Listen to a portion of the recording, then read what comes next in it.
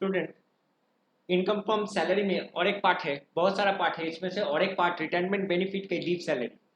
ये leave salary होता क्या है?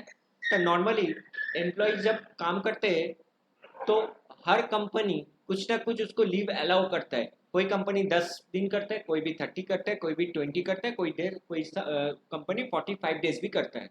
ठीक है, तो ये छुट्टी एक्चुअली एक्यूमुलेट होके एक बड़ा रकम होता है।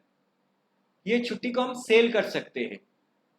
एज एग्जाम्पल कि मान लो कि एक कंपनी ने इस एक एम्प्लॉय को 30 डेज सैलरी 30 डेज का लीव दे रहे हैं, 30 डेज लीव दे रहे हैं, तो वो बंदा ने सिर्फ 10 दिन ही लीव अवेल किया, तो बाकी 20 दिन रह गया। ऐसे करके पूरा साल वो सब मान लो कि वो 10 साल नौकरी किया, 12 साल किया, जो भी हो, तो एक एक्यूमुलेटेड फिगर हो जाता है कि उसको 200 दिन का सैलरी का छुट्टी बाकी है, मतलब छुट्टी इनकैश नहीं की है। तो उस छुट्टी को इनकैश मतलब सेल कर देते हैं, सेल करके एक लमसम अमाउंट हम लोग को मिलता है। वो at a time of retirement भी हो सकता है और during the period of service भी हो सकता है। During the period of service होगा तो फुल्ली टैक्सेबल है। तो देखो यहाँ पर लिखा है leave salary under section 1010 AA। Leave salary का मतलब छुट्टी मिलने का पैसा, छुट्टी बेचने का पैसा। क्लियर? तो छुट्टी बेचने में during the year of employment, देखो यहाँ लिखा हुआ है during the year of employment, ये फुल्ली टैक्सेबल है। मतलब नौकरी कर रहे हो उस टाइम अगर तुम एनकैश करोगे तो फुल टैक्सेबल है, कोई बेनिफिट हम लोग को नहीं मिलेगा सेक्शन 1010 AA में। लेकिन अगर रिटायरमेंट हो जाएगा, अगर वो बंदा रिटायरमेंट हो जाएगा तो उसको एग्जम्पशन मिलेगा। अब एग्जम्पशन में क्या है कि जो गवर्नमेंट एम्प्लॉइज होगा उसको फुल्ली टैक्स फ्री है, फुल्ली एग्जम्प्टेड। देखो यहाँ पर लिखा हुआ है fully exempted for government employee. आदर के लिए हम लोग को, आदर मीन्स द प्राइवेट एम्प्लॉयज के लिए हम लोग का टैक्सेबल है। तो देखो जितना भी सारा चीज हो रहा है कि प्राइवेट एम्प्लॉयज लोग को ऊपर ही जा रहे हैं। तो प्राइवेट एम्प्लॉय के लिए क्या एग्जम्पशन मिलेगा? तो देखो list of the following alternatives, ये वाला पार्ट में हम चले आते हैं। List of the following alternatives, तो list of the following alternatives में क्या है? यहाँ पर 4 है। जैसे ग्रेचुटी हम लोग सीखे तो ग्रेचुटी में 3 एग्जम्पशन था, इसमें मेरा 4 है। Actual amount of gratuity receive, जिसमें लिखा था इसमें actual amount of leave salary receive, last 10 month salary, last 10 महीने का टोटल सैलरी। सी जो है leave standing on the credit of employee, और मैक्सिमम लिमिट इसका 3 लाख है। क्लियर? तो इसमें क्या है, 10 मंथ सैलरी कैलकुलेशन भी सेम करना पड़ेगा। और मेन जो पॉइंट है, जो कैलकुलेशन पॉइंट है, वो है सी। देखो ये C, leave standing on the credit of employ, इसमें हम लोग को दिक्कत आएगा कि सी करने के लिए leave standing on the credit of employee. देखो यहाँ पर लिखा इन पॉइंट सी, देखो पॉइंट सी में 10 months average salary, point T C करने के लिए 10 मंथ्स एवरेज सैलरी क्या होगा? तो 10 मंथ्स एवरेज सैलरी होगा एज ए एग्जांपल के वो 15 नवंबर को रिटायर हुआ, देन 10 मंथ सैलरी एकदम 15 नवंबर से, मतलब जिस दिन में वो रिटायर किया उस दिन से ही हम लोग पीछे जाएंगे, उस दिन से ही पीछे जाएंगे 15 जनवरी तक। सो द 10 मंथ्स हो रहा है 15 नवंबर से पीछे। यहां पर भी जाना पड़ेगा। ग्रेचुटी में भी क्या है, ईयर को जिस मंथ में वो रिटायर हो रहा था उसको हम एक्सक्लूड कर रहे थे। इसमें क्या है, हम लोग को एक्सक्लूड नहीं करना पड़ेगा। जिस दिन रिटायर हुआ, चाहे वो 30 नवंबर हो या 12 नवंबर हो, उसी दिन से लेकर 10 महीना, चाहे वो फ्रैक्शन हो या ना हो। Clear? Total leave second calculation में देखो, total leave will be calculate on the basis of 30 days. कोई कोई कंपनी 20 डेज देता है तो 20 कंसीडर करेंगे, लेकिन अगर 45 देगा तो उसको 30 कंसीडर करना पड़ेगा। मतलब मैक्सिमम लिमिट 30 डेज है, तो total leave will be calculate on the basis of maximum 30 days in a year. If any employ give 45 days और more than it consider 30 days. But देखो लिखा है, अब क्लियरली एकदम क्लियर कट लिखा है, but if an employer gives 25 days in a year then 25 days should be consider or count. मतलब कोई बंदे को अगर कंपनी ये 25 दिन दे रहा है तो कंपनी, तो इनकम टैक्स डिपार्टमेंट बोला कि 25 दिन ही हमको कंसीडर करना है। 20 दिन देगा तो 20 दिन, लेकिन 30 दिन से ज्यादा होना नहीं चाहिए। क्लियर? अब आता है नंबर ऑफ एम्प्लॉइज के बाद टोटल ईयर ऑफ एम्प्लॉय, इसको कहते हैं period of service, number of year service. तो only completed year of service is consider. तो देखो हम लोग ग्रेचुटी में नॉट कवर्ड में क्या सीखे थे कि फ्रैक्शन को हम लोग एक्सक्लूड करेंगे, इसमें भी सेम ही है। Only completed year of service is consider if an employee service period of 25 years 10 months then it consider 25। मतलब 25 साल 2 महीना हो, चाहे 25 साल 11 महीना हो, तुमको 25 साल ही लेना है। मतलब उसका फ्रैक्शन को इग्नोर करेंगे as just like a gratuity act not covered by the 1972। और सैलरी क्या है? सैलरी भी ऑलमोस्ट सेम है। Salary means basic plus DA plus fix percentage of commission. Clear? तो ये सारा रूल अच्छे से दिमाग में रखना पड़ेगा, उसी के बाद ही हम लोग ये सम कर पाएंगे। तो चलो हम लोग एक सम में चले आते, हम लोग एक क्वेश्चन में चले आते। देखो ये क्वेश्चन स्क्रीन में तुम लोग को दिखाई दे रहा है। Mister X is a private sector employee. Government employee का तो देगा ही नहीं, अगर गवर्नमेंट एम्प्लॉय को हम लोग को कुछ देगा तो क्वेश्चन को कॉपी को ब्लैंक रखी एग्जाम में देके आना पड़ेगा, क्योंकि गवर्नमेंट एम्प्लॉय का कुछ कैलकुलेशन ही नहीं होता है। तो तुम लोग सोच के रखो कि गवर्नमेंट एम्प्लॉय का कोई भी क्वेश्चन हम लोग का नहीं आएगा, आएगा तो प्राइवेट सेक्टर एम्प्लॉय का ही आएगा। तो इसमें प्राइवेट सेक्टर एम्प्लॉय का क्या है, देखो ये 29 फरवरी 2020 को रिटायर हुआ है, 22 ईयर्स 5 मंथ्स वो नौकरी किया है। लीव सैलरी कितना मिला, 30 मंथ्स, मतलब 30 महीना, सारा जिंदगी में जितना नौकरी किया, 22 साल 5 महीना नौकरी किया, उसमें से वो 3 महीना छुट्टी बचा के रखा था। देखो leave standing on the credit at the time of his retirement, मतलब 30 महीने उसका बच्चा था कब ना रिटायरमेंट। देखो यहाँ पर कहीं नहीं लिखा हुआ है कि ये during the period of service, ये रिटायर हुआ तभी जाके उसको मिल रहे हैं। अच्छा इसका बेसिक सैलरी देखो, बेसिक सैलरी 7,500 है, लेकिन इसका जनवरी महीना में इंक्रीमेंट हो रहा है। याद रखो DNS allowance 50% of basic salary, medical allowance, bonus 2 months of average salary. अब देखो इस कंपनी उस एम्प्लॉय को कितना दिया सर्विस रूल में, उसको देखो 1.5 महीना छुट्टी देता है। 1.5 महीना का मतलब 45 डेज छुट्टी देता है, लेकिन 45 डेज हम लोग काउंट नहीं करेंगे, काउंट हम लोग करेंगे तो सिर्फ 30 डेज करेंगे। और देखो लिखा हुआ है leave during the year tenure, during the tenure of service, मतलब जितना साल नौकरी किया है उसमें सिर्फ 6 महीने ही वो लीव अवेल किया है। लीव अवेल मतलब लीव कंज्यूम किया नहीं किया है। ठीक है, आज बुखार है, आज बहन का शादी है, आज भाई का शादी है, आज मामू का शादी है, इसलिए छुट्टी को गवा दिया। कितना महीना गवाया, 6 महीना। तो 22 साल नौकरी करने के बाद 6 महीना छुट्टी हो कंज्यूम कर लिया, 30 महीना छुट्टी बचा लिया, याद रखना। ठीक है, तुम लोग को भी ऐसा ही होना चाहिए। Calculate the taxable amount of leave salary of mister x. Clear. तो इसके बाद हम लोग क्या करेंगे, सम में शुरू करेंगे, सम का फॉर्मेट भी बनाएंगे और रूल वाइज हम लोग इस सम को करते रहेंगे। ठीक है, तो देखो इस सम को हम शुरू करते हैं। तो इसके लिए भी हमने फॉर्मेट खींच लिए। देखो actual amount of leave salary receive, तो उसको कितना सैलरी रिसीव हुआ था, देखो 30 महीने का 7,500 करके उसको सैलरी रिसीव हुआ था। तो 30 इंटू 7,500 हम कर ही सकते हैं, तो कुल मिलाकर उसको 2,25,000, और यहाँ पर भी 2,25,000 होगा। Actual amount of 10 months total salary, problem यहीं पर ही है, 10 मंथ्स टोटल सैलरी, पूरा 10 महीने का सैलरी निकालना है। अब 10 महीने का सैलरी कैसे निकालना है, नहीं ये रिटायर कब हुआ, 29 फरवरी। तो 29 फरवरी चलो बच गया कि 29 को ही लास्ट डेट होता है, क्योंकि 2020 का लीप ईयर था तो 29 दिन ही लास्ट दिन था। तो फरवरी महीना पूरा ही हो गया। तो फरवरी से हम लोग पीछे जाएंगे, फरवरी 20 से हम लोग एकदम पीछे जाएंगे 10 महीना। क्लियर। तो पीछे जैसे हम लोग ग्रेचुटी में किए थे, यहाँ पर भी करना पड़ेगा कि पीछे जाना पड़ेगा। फरवरी से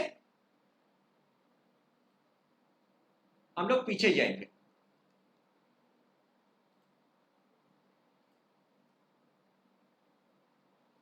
देखो हम यहाँ तो कॉपी कर लिए, होपफुली 10 महीना हो भी गया।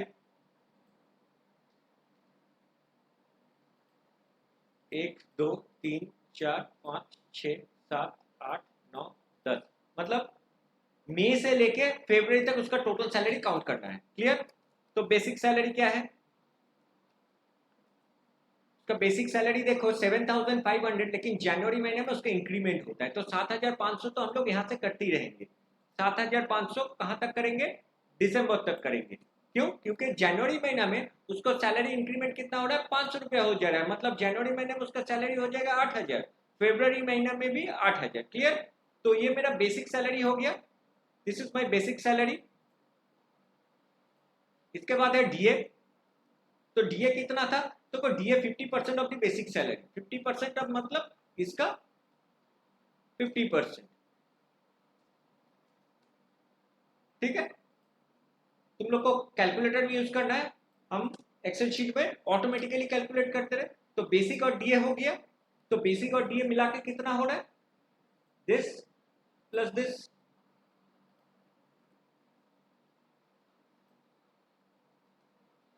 तो मेरा टोटल सैलरी बेसिक और डीए मिला के,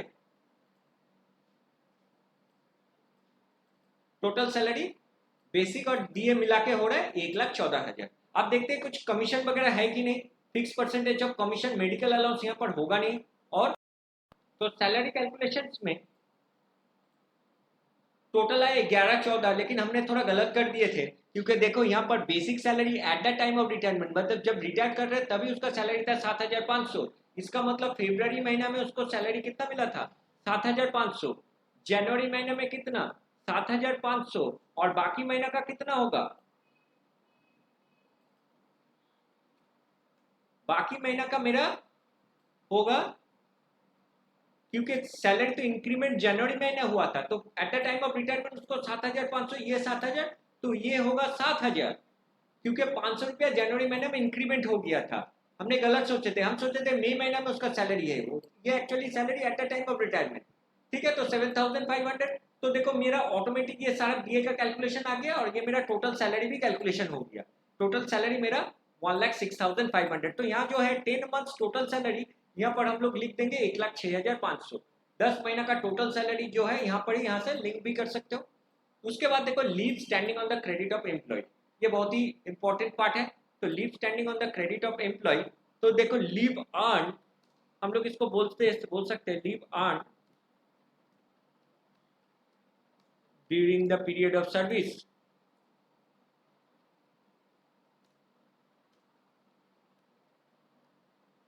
during the period of service कितना लीव अर्न किया है हमने, कितना पैसा हमने अर्न किया है, लीव अर्न किया है। तो देखो इस बंदा ने 22 साल 5 महीना, तो normally as per IT rule, यहाँ पर देखो as per company rule 45 use दिया है उसका सर्विस रूल, लेकिन कंपनी ने उसको 30 दिन से ज्यादा नहीं देगा। तो वो 22 साल नौकरी किया, 22 ईयर्स नौकरी किया, अगर उसको हर साल ईच ईयर उसको कितना मिलेगा? ईच ईयर उसको 30 डेज मिला,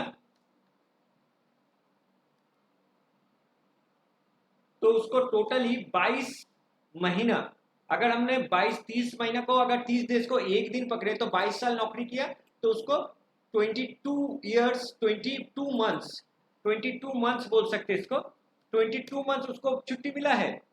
लेकिन इसमें से लेस जितना छुट्टी वो कंज्यूम किया है, लीव अवेल, लीव कंज्यूम लिख देते,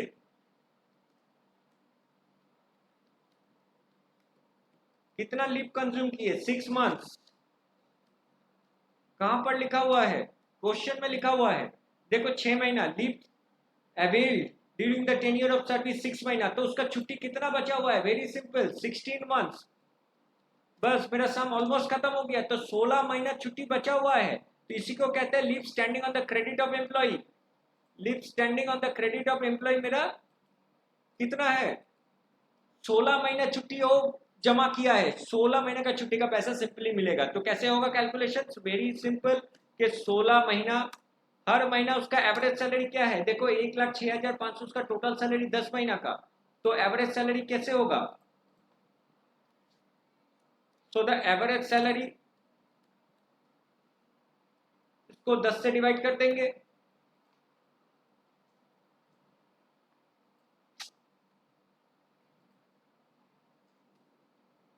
$10,650। तो ये जो 16 है, 16 महीने का छुट्टी तो बचा हुआ है, हर महीना में उसको सैलरी, एवरेज सैलरी 10,650, तो उसको कितना मिलेगा? Leave standing on the employee equals to 16 into 10,650,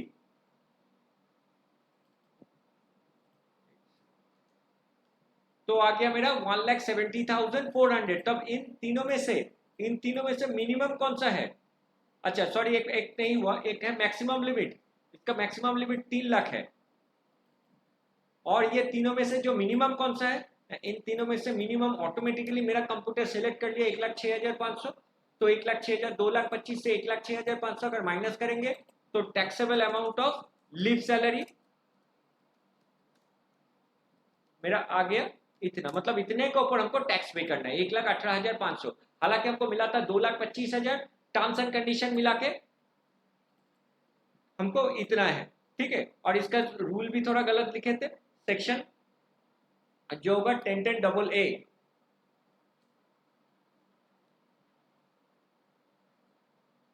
देखो इसका सोल्यूशन भी है, सोल्यूशन भी देख सकते हो। देखो 1,18,500 है, मेरा भी 1,18,500 ही है, 10(10)AA 2, सेक्शन अगर याद रहेगा तो लिखना, नहीं तो मत लिखना, लिखोगे तो अच्छा बेनिफिट मिलेगा।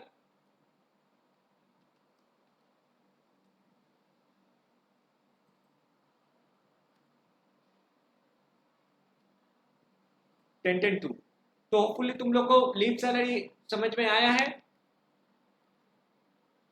तो इसी हिसाब से हम लोग लीव सैलरी का जितना भी सम है हम लोग कर सकते हैं। प्रॉब्लम जो है, एक ही प्रॉब्लम है कि ये लास्ट 10 महीने का salary, this is the main part. 10 महीने का एवरेज सैलरी अगर सही हो गया तो यहाँ पर भी डालेंगे, और ये तो वेरी सिंपल कि कितना महीना छुट्टी बाकी है, कितना दिन वो बचा के रखा था, इसके साथ 10 महीना का जो एवरेज सैलरी है उसको मल्टीप्लाई करके ही आएगा, और इन तीनों में जो मिनिमम होगा उसी से इसको एग्जामिशन मिलेगा। तो the taxable amount of leave salary 1,18,400। तो स्टूडेंट होप तुम लोग को समझ में आया है, और तुम लोग इसको देख के कोई भी सम, कोई भी लीव सैलरी का कोई भी सम तुम लोग कर सकते हो। Thank you so much.